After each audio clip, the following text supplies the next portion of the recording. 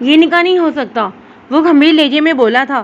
سب نے مڑ کر اس کی طرف دیکھا جو بلیک پینٹ کوٹ میں وجاہت کا اعلیٰ شاہکار لگ رہا تھا۔ اونچا لمبا قد، لمبی ستواناک تازہ کرنچیں، کشادہ پیشانی پر بکھرے بال، نیلی گہری آنکھیں۔ وہ پورے ماحول پر چھا رہا تھا۔ ایسا لگ رہا تھا کہ شادی کی تقریب کا دورہ وہ ہے، نہ کہ شہری۔ سب یکٹک اسے ہی دیکھ رہے تھے۔ جب نبیل صاحب نے گرجدار آواز میں پوچھا تو سر ٹوٹا۔ کیوں؟ تم کون ہوتے ہو یہ نکاح روکنے والے؟ میں؟ وہ مسکرایا۔ نیہا کا دل سکڑا۔ کاش یہ انسان میرا ہوتا۔ وہ حسرت سے اسے دیکھ رہی تھی۔ مس پریشا کا ہسبینڈ، وہ مولوی صاحب کی طرف مس پریشا پر زور دے کر بولا، جبکہ سب کو لگا ان کے اوپر آسمان آ گرا ہے۔ مولوی صاحب، اگر نکاح پر نکاح ہو سکتا ہے تو آپ یہ نکاح کر سکتے ہیں۔ شاہزر نے نکاح نامہ مولوی صاحب کو پکڑایا اور اپنی مداح جان کو دیکھا جو پترائی نظروں سے اسے ہی دیکھ رہی تھی۔ مولوی صاحب نے نکاح نامہ پڑھا اور نکاح نامہ نبیل صاحب کی طرف بڑھاتے ہوئے بولے، آپ کو شرم آنی چاہیے، آپ کی بیٹی کا پہلے ہی نکاح ہو چکا ہے، حد ہے بے شرمی کی۔ خدا حافظ۔ مولوی صاحب غصے سے وہاں سے نکلے، جبکہ نبیل صاحب نے بے جان ہاتھوں سے نکاح نامہ شیری کی طرف بڑھایا۔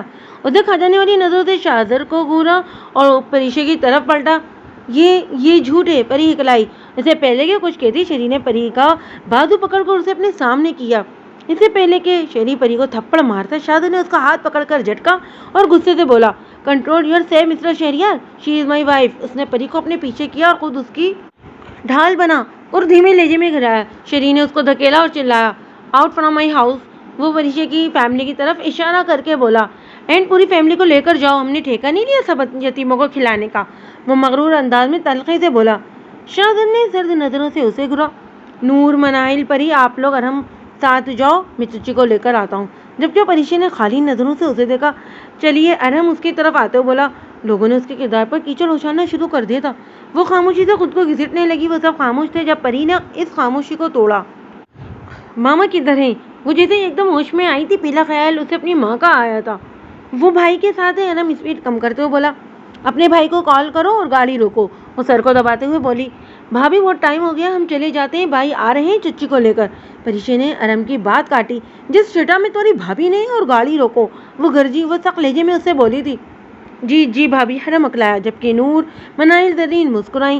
اسے پہلے کہ وہ ٹرن لیتا، بلیک پراؤڈ آ کر ان کے سامنے آ کر رکی، کوئی نکل کر ان کی طرف آیا۔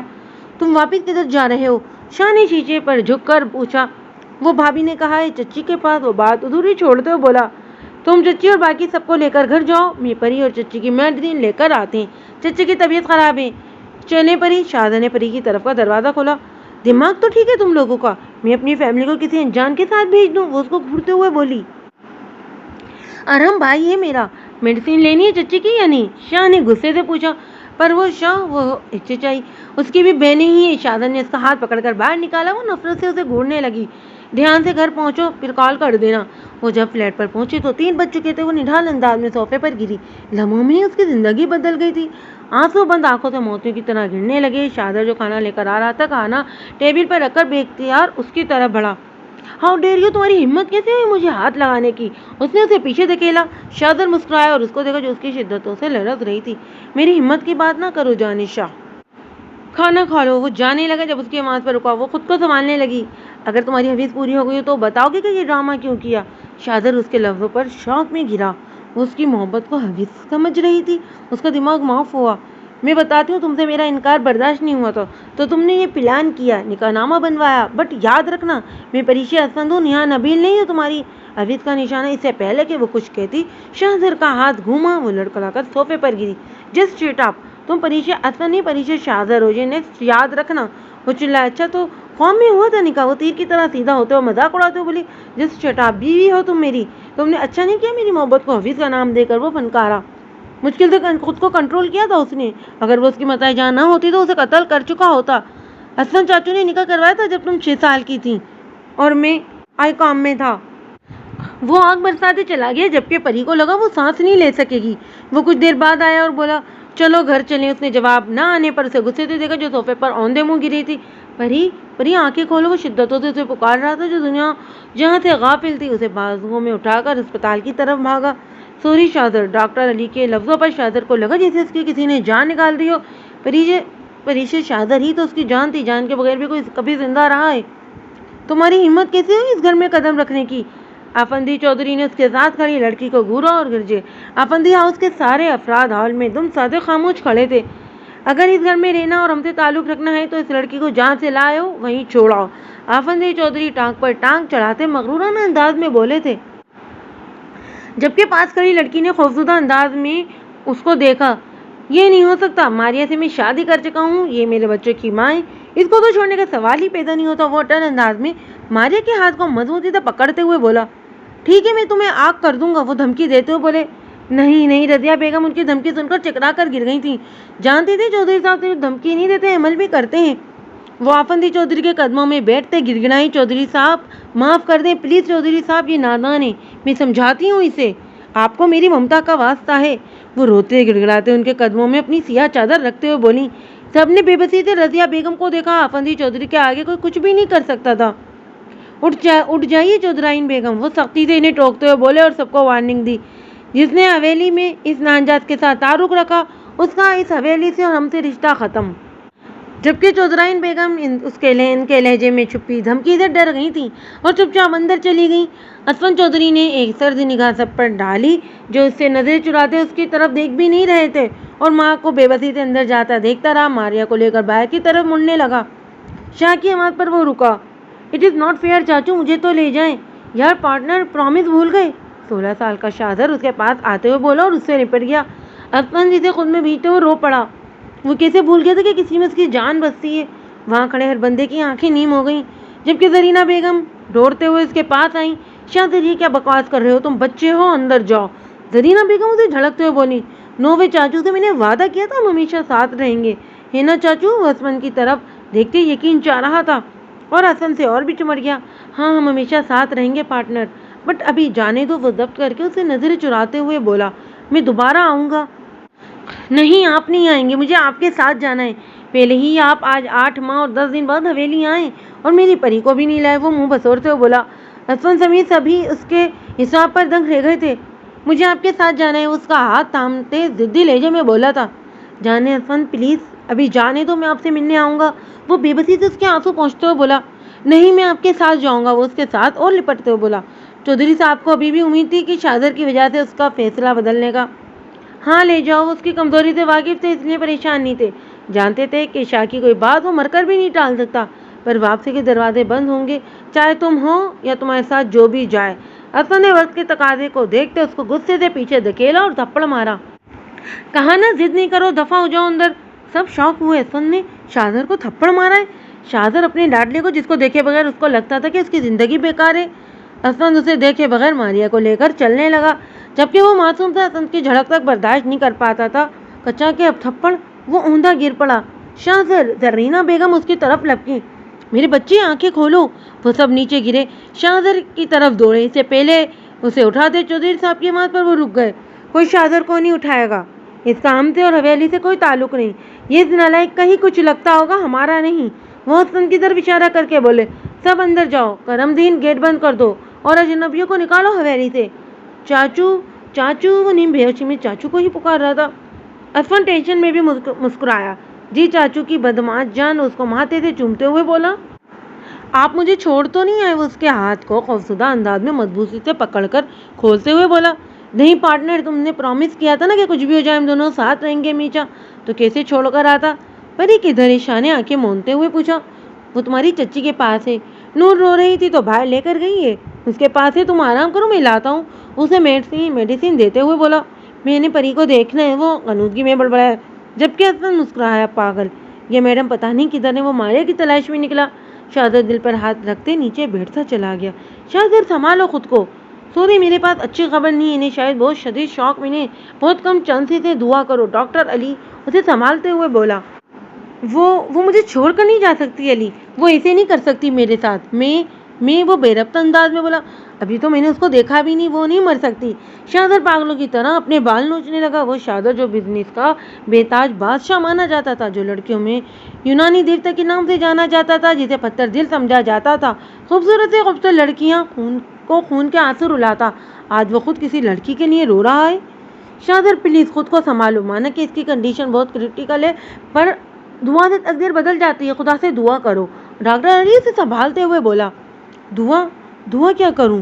वो कोट को झटके से उतारते नीम पागलों की तरह उनसे अंदाज में बोला, जबकि अली ने नर्स को पुकारा, इन्हें नींद का इंजेक्शन दो। जिस स्ट्रेस में उसे उठाते रूम की तरफ जाते देखकर दुख से बोला, जबकि शाहजहां ने खुद को छुड़वाया, मैं ठीक हूँ। बिखरे बाल, सुर्ख आंखें, ऊंचा यूनानी देवता जैसा हुस्न रखने वाला एक काबिले रहम लग रहा था। निम्रा बहुत गौर से देख रही थी शादर को, जो परी को कायदे आज़म के बारे में लिखवा रहा था। परी, बारबी डॉल, आपको समझ क्यों नहीं आ रही? ऐसे होता है पैदा। वो नरमी से उसे समझा रहा था। वो रवानगी से उर्दू बोल रही थी। मारिया, परी कौन से क्लास में है? वो कौन से स्कूल में पढ़ती है? वो हैरान थी कि छोटी सी बच्ची कायदे आज़म मजबून। शायद वो देखने में छोटी लगती हो पर उम्र में बड़ी। परी स्कूल नहीं जाती, शादर घर में पढ़ाता है। मारिया चाय कप में डालते हुए बोली। क्यों? वो हैरान हुई। ऐसे ही। मारिया फीकी सी मुस्कुराई।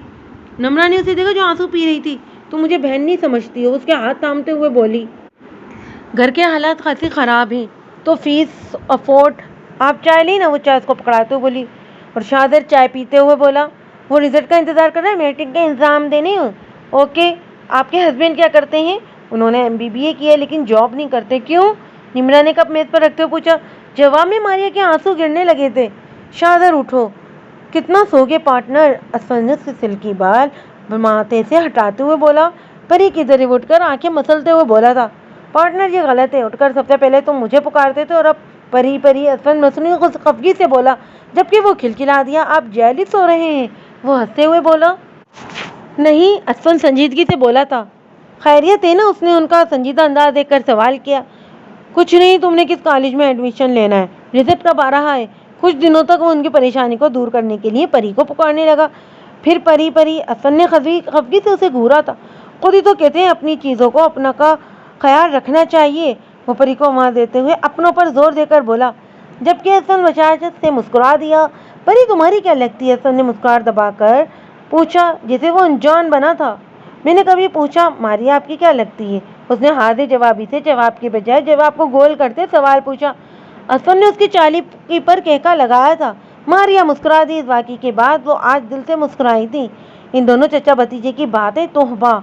ऐसे एक दूसरे की टांग खींचते हैं जैसे हम सफर हों। हेलो, और हम बोल रहा हूँ। उसके हाथ से मोबाइल गिर गया। सबने उसे देखा। आदर ने उसको कंधे से हिलाया जो स्टेचू बनकर खड़ा था। क्या हुआ? भाभी का नर्वस ब्रेकडाउन हुआ। उनकी कंडीशन बहुत क्रिटिकल है। व्हाट? नूर चिल्लाई। अगर आप ही को कुछ हुआ तो मैं आपको छोड़ूंगी नहीं। वो दादा जान की तरफ नफरत से देखकर इशारा करके बोली। Just shut up. आदर चिल्लाया। आदर ने दादा जान को संभाला। और हम गाड़ी निकालो, मुझे भी जाना है। वो गाड़ी में बैठ रहे थे जब नूर की आवाज़ पर वो मुड़ा। इसे देखा, अपने गुस्से को दबाया और बोला, हम आपको बता देंगे, आप अंदर जाएं। वो जब्त की हदों को छूते हुए बोला, ओ यू, तुम अपनी नसीहत अपने पास रखो। वो घूमकर दूसरी साइड पर बैठ गई। आदर जल्दी करो। वो दादा जान की आवाज़ पर रुका, कार में बैठ गया और झटके से दरवाज़ा बंद किया और स्टार्ट की। उदास मत रहा करो, हमसे बर्दाश्त नहीं होता। हम तो अपना गम भुला देते हैं तुम्हें खुश देखकर। नूर ने एक नज़र उसे देखा जिसकी कुशादा पेशानी पर हमेशा सिलवटें ही रहती थी। आंखें बंद कर ली। डोंट वेरी यार, वो ठीक हो जाएगी। डॉक्टर मलिक ने उसे तसल्ली दी और गहरी नज़रों से उसे देखा, जबकि आदर खा जाने वाली नज़रों से उसे देखा, जो गले में दुपट्टा डाले अपने उंगलियों से बेनियाज खड़ी ज़ारों कतार रो रही थी। आप ही को हुआ क्या था? बहुत ज़्यादा शॉक की वजह से उनका शदीद नर्वस ब्रेकडाउन हुआ है। शादर किधर है? दादा जान ने बेकरारी से पूछा। तो वो सुबह से बेचैनी से तो देखने के लिए तड़प रहे थे। भाभी को खोने के डर से उसकी कंडीशन बहुत बुरी है। मैंने बहुत कोशिश की उसे संभालने की, पर वो गुमसुम है, भाभी के पास बैठा है। परी, अब और नहीं, बहुत बर्दाश्त कर ली मैंने तुमसे दूरी, अब नहीं, तुम सिर्फ मेरी हो। वो अपनी शिद्दतें उसके चेहरे पर सुफ्त करते हुए बोला। शादा दीवानों की तरह इसे बोले बस करे अब। वो अपने साथ सबको ही रुला रहा था। चौधरी साहब का दिल किया खुद को शूट कर दे आज। उनका लखते जिगर इस हालत में सिर्फ उनकी वजह से था, सिर्फ उनकी वजह से। उनके गले लगा होश खो गया। उसे झूमकर अपने कंधे पर गिरते देखकर वो परेशान हुए।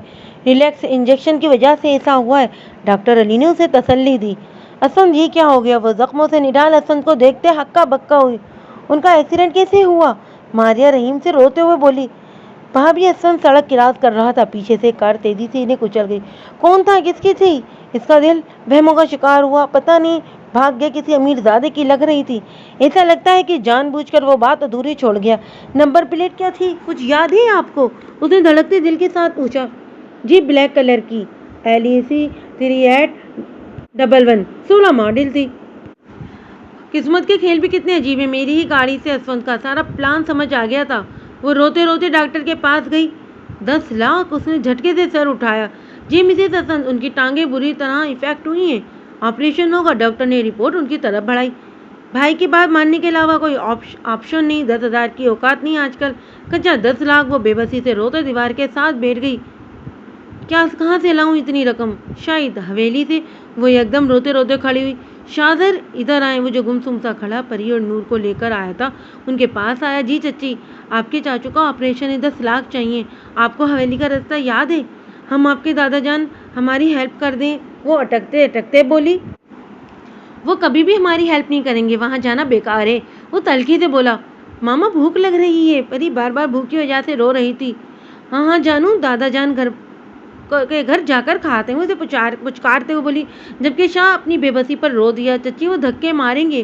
اس کو پچھلا قصہ ابھی بھی یاد تھا۔ وہ پھیکی سی مسکرا دی۔ کیا چاچو کے لیے کوشش نہیں کر سکتے؟ چلیں کوشش کر لیتے ہیں۔ پلیز رحیم بابا ایک بار اندر جانے دے۔ رحیم بابا کے پاؤں میں گڑگڑاتے ہوئے بولا، میں آپ کا شاہ ہوں، اندر جانے دے پلیز رحیم بابا۔ رحیم بابا نے بے بسی سے ان کو دیکھا۔ وہ ان کے قدموں سے لپٹ گیا تھا۔ شاہ بابا اٹھ جائے، میں مجبور ہوں، میں چھوٹے چودھری صاحب کی حکم عدولی نہیں کر سکتا۔ بابا اندر جانے دیں آپ پلیز، آپ کو خدا کا واسطہ ہے، آپ کی بیٹی ہوگی، میرا سہاگ اجڑ جائے گا۔ وہ ان کے سامنے ہاتھ جوڑتے ہوئے بولی۔ بیٹی وہ لوگ آپ کو مار دیں گے۔ اس کے ہاتھوں سے نظریں چراتے ہوئے بولے۔ وہ رحیم بابا کو دھکا دے کر چچی اور پری کو لے کر اندر بھاگا۔ رک جائیں سائیں! چوکیدار ان کے پیچھے بھاگا۔ چودھری صاحب اور سہیل چودھری لان میں چائے پی رہے تھے۔ دادو، یہ لفظ تو ان کا شاہ کہتا تھا، کان ترس گئے تھے۔ اس کی آواز سنے بے اختیار شاہ کہنے والے کی طرف مڑے۔ ان کا شاہ یہ وہم ہی یا یہ ان کا شاہ ہی تھا؟ اس سے پہلے کہ اس کو گلے لگاتے کالی چادر والی لڑکی پر نظر پڑی اور اپنے بڑھتے قدموں کو روکا تھا۔ کون ہو تم لوگ؟ وہ غصے سے مڑے۔ رحیم، اجنبی لوگ گھر میں گھس آئے، تم کدھر مرے تھے؟ وہ چلائے۔ بابا اسفند کا ایکسیڈنٹ ہوا ہے، پلیز ہماری مدد کریں، آپریشن ہونا ہے۔ ان کے سامنے اپنی چادر پھیلاتے ہوئے بھیک مانگنے لگی۔ دیکھو لڑکی، ہم مانا کہ چودھریوں اور غریبوں کی مدد کرتے ہیں، لیکن ہم اجنبی لوگوں کی مدد نہیں کرتے۔ اس کی بات کاٹ کر نوکت سے بولے، پلیز دادو اپنے شاہ کے لیے اسپتال 10 لاکھ جمع کروانے۔ چاچو اسفند، وہ ان کے ہاتھوں کو چومتے ہوئے بولا، دیکھو لڑکے، ہم کسی شاہ کرار کو نہیں جانتے، نہ تمہیں نہ کسی اسفند کو۔ رحیم، تمہاری پہلی غلطی سمجھ کر معاف کرتے ہیں، انہیں بھی سمجھا دو، اگلی دفعہ قدم رکھا تو میں قتل ہو جائیں گے۔ وہ چلائے۔ بابا میں آج پہلی بار مانگ رہا ہوں۔ وہ آفندی کے قدموں میں بیٹھتے ہوئے بولا۔ آفندی نے اپنے اکلوتے لگتے جگر کو دیکھا۔ وہ بے بس باپ کی طرف دیکھا اور ضبط کرتے بولا، کون بابا؟ رحیم بابا بت بنے کھڑے ہو، کیوں باہر نکالو ان اجنبی لوگوں کو؟ مجھے آپ کی شرط منظور ہے بھائی، لیکن میں اسفند سے طلاق نہیں لوں گی۔ وہ کیا اسپتال کیش بھجوا دیں؟ شاہ ایک وعدہ کریں مجھ سے۔ وہ شاہ کو گلے لگاتے ہوئے بولی، آپ ہمیشہ اپنے چاچو کا خیال رکھیں گے؟ اوکے۔ وہ چچی کے آنسو پوچھتے ہوئے بولا، آپ پریشان نہ ہو، وعدہ کریں یہ راز ہمارے درمیان رہے گا۔ اس کے بالوں کو سلاتے ہوئے بولی، کیسا راز؟ وہ الجھا۔ چچی کیا کہنے والی تھی؟ وعدہ کریں؟ جی وعدہ۔ وہ ان کا ہاتھ چومتے ہوئے بولا۔ جب راز سن کر اس کا دماغ الٹ گیا۔ آپ کہیں نہیں جائیں گی؟ میں چھوڑوں گا نہیں۔ وہ تیش میں اٹھا۔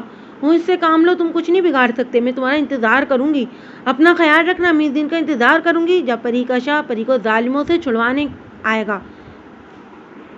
ماریا اسفند کو پچانی سے چومتے رو پڑی۔ اسفند میری امانت ہے، اس کا خیال رکھنا۔ چچی نہ جائیں، اپنا خیال رکھنا اور میری امانت بھی۔ پری اپنی شاہ کو بائے بولو اور بولو جلدی آنا۔ بائے شاہ، جلدی آنا۔ اس کے گلے لگتے ہوئے بولی، اوکے جانی شاہ۔ وہ روتے روتے مسکرا دیا۔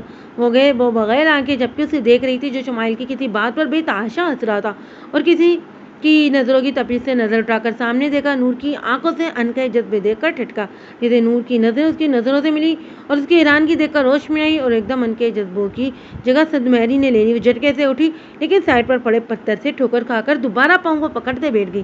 کیا ہوا میری باربی ڈول؟ شیراز خباثت سے مسکرایا۔ شیراز اس کو پاؤں کو چھونے ہی لگا تھا جب تھپڑ کی آواز کیفے میں گونجی۔ وہ منہ کے بل کرسی پر گرا تھا۔ You idiot! وہ اس سے پہلے کہ وہ تھپڑ مارتا، پری نے اس کا ہاتھ پکڑ کر جھٹکا۔ جانتے ہو کس کی پوتی ہوں میں؟ نور آفندی نام ہے میرا۔ میری رگوں میں آفندی چودھری کا خون دوڑتا ہے، اس سے بستی نگر کیا پورا زمانہ ڈرتا ہے۔ مجھے تم جیسوں سے اچھی طرح نمٹنا آتا ہے۔ جیو شیرنی، کسی لڑکے میں اتنی ہمت نہیں تھی اور آج ایک لڑکی نے اسے دودھ چٹا دی۔